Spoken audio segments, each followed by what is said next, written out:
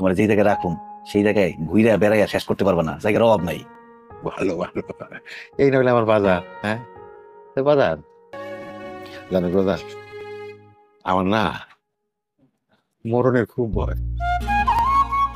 অন্য কোনো কারণে না, একটাই কারণ, মরে গেলে আমি তো তোরে দেখতে পারবো না।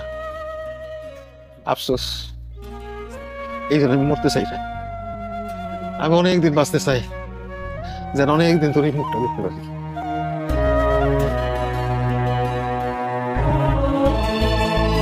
আব্বা।